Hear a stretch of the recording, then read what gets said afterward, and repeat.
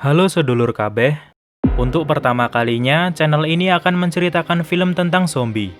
Film ini masih sangat fresh karena baru rilis pada tahun 2020 di Korea Selatan dengan judul Alive.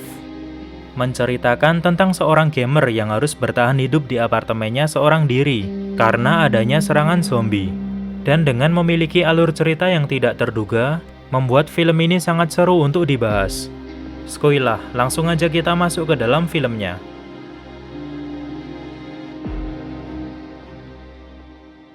Perkenalkan, tokoh utama di film ini yang bernama Junwo. Dia adalah gamer sekaligus streamer yang banyak menghabiskan waktunya di dalam kamar. Suatu hari dia terbangun dari tidurnya dan mendapati apartemennya kosong karena anggota keluarganya yang lain sedang pergi ke suatu tempat. Kemudian dia beraktivitas seperti biasa di dalam kamarnya. Saat sedang siaran live, ada beberapa followers yang menyuruhnya untuk menonton berita di TV yang sedang heboh. Dia yang penasaran akhirnya menurutinya. Di sini dia mendapatkan info bahwa belakangan ini jumlah polusi meningkat pesat, serta berita mengenai warga yang berubah menjadi ganas dan melakukan penyerangan tanpa alasan di beberapa wilayah. Ternyata kejadian aneh ini juga terjadi di sekitar apartemennya, di mana banyak orang bertingkah laku aneh selayaknya zombie. Lalu tak lama kemudian, terdengar kegaduhan di depan apartemennya. Dia pun memberanikan diri untuk mengeceknya, tetapi setelah pintu dibuka, tiba-tiba ada tetangganya yang memaksa untuk masuk. Kita sebut saja namanya Tommy. Tommy tampak sangat ketakutan, dan dia juga memohon untuk diizinkan berlindung. Dia berkata kalau saudaranya baru pulang dari suatu tempat dan mulai berperilaku aneh. Tetapi Jun tidak mau ikut campur dan dia berusaha untuk mengusirnya. Lalu perlahan tapi pasti, Tommy mulai menunjukkan gejala yang aneh. Matanya berubah menjadi merah dan perilakunya mulai tidak terkendali. Sepertinya dia ini juga sudah terinfeksi. Dan untung saja Jun dengan sigap langsung mendorongnya keluar. Jun masih tidak percaya dengan apa yang sudah terjadi. Lalu dia mendapatkan pesan dari ibunya yang menyuruhnya untuk mengikuti anjuran dari pemerintah dan juga menyemangatinya untuk terus bertahan hidup. Dia pun mulai mengatur persediaan makanan untuk beberapa hari ke depan, demi menunggu bantuan yang belum pasti kapan akan datang. Setelah terbangun dari tidurnya, dia langsung melihat berita di TV. Di sini dia mendapatkan info bahwa wabah zombie ini belum diketahui secara pasti apa penyebabnya. Lantas dia memutuskan untuk memposting fotonya ke media sosial yang menginfokan keberadaannya saat ini dengan harapan akan dievakuasi secepatnya. Lalu dia juga bermain game untuk melepaskan penat. Tetapi masalah baru mulai berdatangan. Tiba-tiba sinyal dan koneksi internetnya mulai tidak stabil. Jelas ini adalah hal buruk, karena akan mempersulit dirinya untuk meminta pertolongan. Saat malam sudah tiba, lagi-lagi dia mendapatkan tamu tidak diundang. Ada seekor zombie yang mencoba menerobos masuk, walaupun pintunya sudah ditahan menggunakan kulkas. Untung saja di sini Jun bisa mengecohnya dan menjatuhkan zombie tersebut ke bawah. Tetapi tetap saja ini merugikan, karena persediaan makanannya di kulkas terjatuh akibat serangan zombie tadi. Keesokan harinya, dengan terpaksa dia meminum koleksi ciu import milik ayahnya untuk menghemat persediaan air, karena keran air di apartemennya sudah tidak mengalir. Dia juga menutupi jendelanya dengan kertas warna, agar tidak memancing perhatian zombie yang berkeliaran. Di sini dia sudah mulai berhalusinasi, karena terlalu banyak meminum ciu dan stres yang dirasakannya. Saat udah ngefly maksimal, tiba-tiba dia mendapatkan telepon dari ibunya.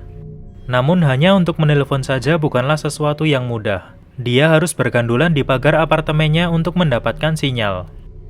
Tetapi perasaan senang karena mendapatkan kabar dari keluarganya tiba-tiba berubah menjadi kepanikan. Saat dia mendengar ibu beserta anggota keluarganya yang lain sedang dikejar dan diserang oleh zombie. Lalu seketika telepon terputus. Mencapai hari ke-20, dia sudah mulai putus asa. Persediaan makanan sudah ludes, dan ditambah evakuasi yang tidak pasti kapan akan datang. Di sini dia mendokumentasikan video yang berisi salam perpisahan, karena dia akan mengakhiri hidupnya dengan gantung diri. Tetapi saat dia sudah memulai aksinya, Tiba-tiba ada sebuah laser yang menyorot ke arahnya. Apakah ini laser senapan atau yang lainnya? Ya, apapun itu, yang jelas di sini Jun berubah pikiran. Dia berusaha menggagalkan aksinya karena dia merasa masih ada orang normal di sekitarnya yang juga berjuang untuk hidup dan dia tidak sendiri. Untunglah nyawanya masih bisa terselamatkan. Ternyata masih ada orang yang selamat di apartemen seberang.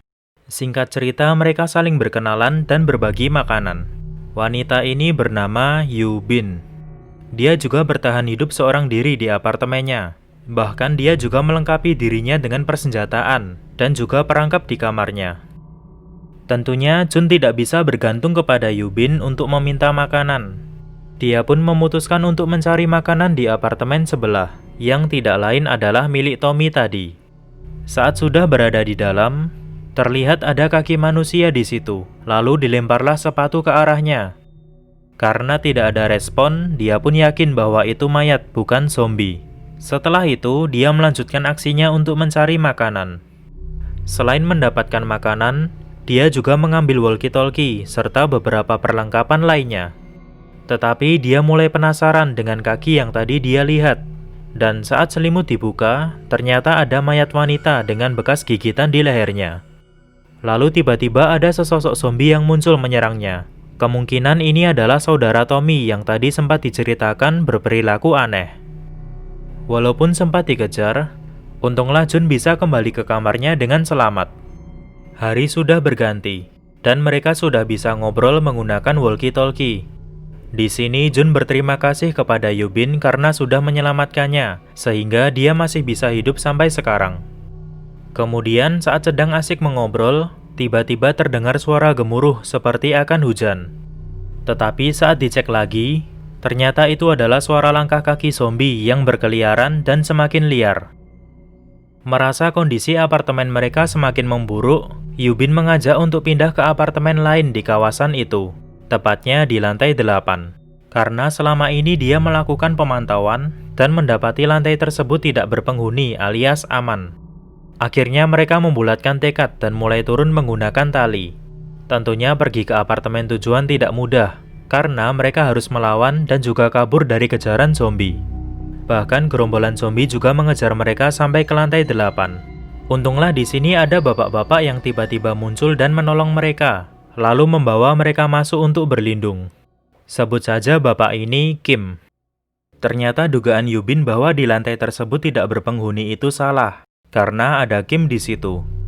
Kim adalah orang yang sangat baik, bahkan dia memberikan minuman serta makanan kepada mereka. Mereka juga dibuat senang karena kabar bahwa akan ada evakuasi di tempat tersebut. Setelah mengobrol panjang lebar, mereka melihat ada foto Kim beserta wanita dan anak kecil.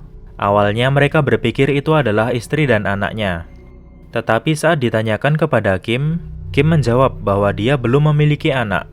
Setelah itu, tiba-tiba kepala mereka pusing dan mulai tak sadarkan diri. Ternyata air yang mereka minum tadi sebelumnya sudah diberi obat bius.